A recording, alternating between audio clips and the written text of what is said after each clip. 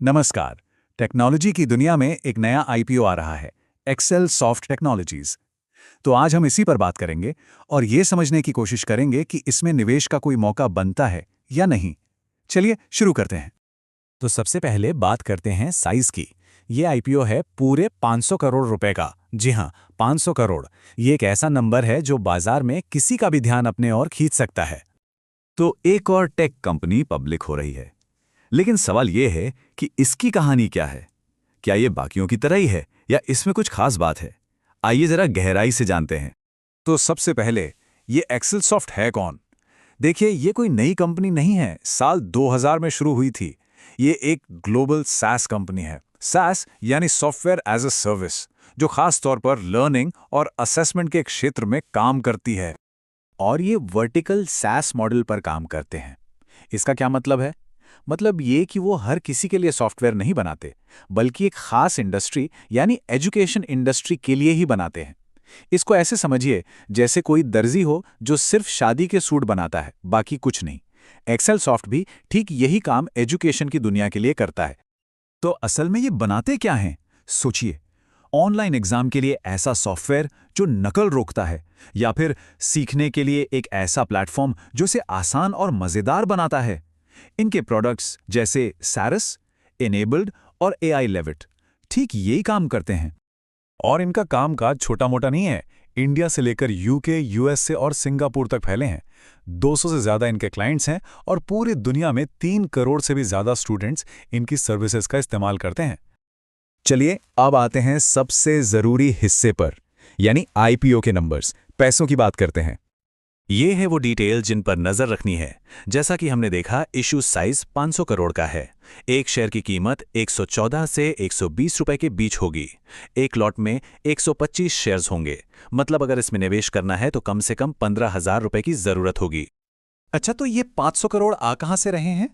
देखिए, इसका करीब 36% यानी 180 करोड़ फ्रेश इशू से आएगा, और बाकी का बड़ा हिस्सा यानी 64% या 320 करोड़ ऑफर फॉर सेल के जरिए आएगा। इन दोनों में फर्क समझना बहुत जरूरी है। फ्रेश इशू का मतलब है कि कंपनी नए शेयर जारी कर रही है, और ये 180 करोड़ सीधे कंपनी की तिजोरी में जाएंगे बिजनेस को बड़ा करने के लिए। वहीं ऑफर फॉर सेल का मतलब है कि कंपनी के मौजूदा मालिक अपने हिस्से के शेयर बेच रहे हैं, तो ये 320 करोड़ सीधे उनकी जेब में जाएंगे, कंपनी के पास नहीं। अगर इस आईपीओ में दिलचस्पी है तो इन तारीखों को नोट कर लीजिए। 19 नवंबर को ये खुलेगा और 21 नवंबर को बंद हो जाएगा, और सब कुछ ठीक रहा तो 26 नवंबर को ये स्टॉक मार्केट में लिस्ट हो जाएगा। अब ये समझते हैं कि जो 180 करोड़ रुपए फ्रेश इश्यू से कंपनी के पास आ रहे हैं, कंपनी उनका करेगी क्या? कंपनी ने अपना प्लान बिल्कुल साफ रखा है। इस पैसे का एक बड़ा हिस्सा नई जमीन खरीदने और नई बिल्डिंग बनाने में लगेगा। कुछ पैसा मौजूदा ऑफिस और अपने आईटी इंफ्रास्ट्रक्चर को अपग्रेड करने में जाएगा। सीधे शब्दों में कहें तो सारा पैसा बिजनेस को फैलाने और बेहतर बनाने में इस्तेमाल होगा। किसी भी कंपनी में पैसा लगाने से पहले उसकी आर्थिक सेहत जानना सबसे जरूरी है। तो चलिए अब जरा इनके हिसाब किताब पर एक नजर डालते हैं। अब जरा इस आंकड़े पर गौर कीजिए। ये वाकई में ध्यान खींचने वाला है। सिर्फ एक साल के अंदर कंपनी का मुनाफा यानी प्रॉफिट 172% से भी ज्यादा बढ़ गया। ये एक जबरदस्त ग्रोथ है। कुछ और जरूरी नंबर्स पर नजर डालें तो कंपनी पर कर्ज लगभग ना के बराबर है, जो कि एक बहुत ही पॉजिटिव बात है। इसका मतलब यह है कि कंपनी फाइनेंशियली काफी मजबूत है। यहां एक दिलचस्प चीज देखने को मिल रही है। आईपीओ से पहले कंपनी के मालिकों यानी प्रमोटर्स की हिस्सेदारी करीब 95% थी, जो आईपीओ के बाद घटकर सिर्फ 59% रह जाएगी। ये एक बड़ा बदलाव है, और सोचने वाली बात है कि प्रमोटर्स अपनी इतनी बड़ी हिस्सेदारी क्यों बेच रहे हैं। और ये स्लाइड बताती है कि आईपीओ के बाद कंपनी कितनी महंगी हो जाएगी। पीई रेशो 34 से बढ़कर लगभग 57 हो जाएगा। इसका सीधा मतलब यह है कि कंपनी की कमाई के हर एक रुपए के लिए अब ज्यादा कीमत चुकानी पड़ेगी। तो इन सारी जानकारियों को एक साथ रखकर देखते हैं क्या समझ में आता है, और ये भी जानते हैं कि एक्सपर्ट्स इस बारे में क्या सोचते हैं। जाने माने फाइनेंशियल एनालिस्ट दिलीप दावड़ा का मानना है कि इस आईपीओ की कीमत थोड़ी ज्यादा रखी गई है, या कह सकते हैं कि ये अग्रेसिवली प्राइस्ड है। उनकी सलाह है कि सिर्फ वही लोग इसमें पैसा लगाएं जो बाजार को अच्छे से समझते हैं और जोखिम उठाने की क्षमता रखते हैं। तो संक्षेप में कहानी के दो पहलू हैं।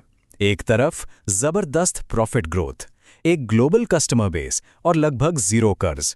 वहीं दूसरी तरफ एक बहुत ही कॉम्पिटिटिव मार्केट है, प्रोमोटर्स अपनी बड़ी हिस्सेदारी बेच रहे हैं और कीमत थोड़ी ज्यादा लग रही है। तो सबसे बड़ा और अहम सवाल यही है, क्या कंपनी की शानदार ग्रोथ उसकी इस ऊंची कीमत को सही ठहराती है? तो क्या एक्सेल सॉफ्ट भविष्य का एक सितारा साबित हो सकता है, या फिर ये एक महंगा दाव है जिससे दूर रहना बेहतर होगा? हमने सारे तथ्य आपके सामने रख दिए हैं, अब फैसला आपका है।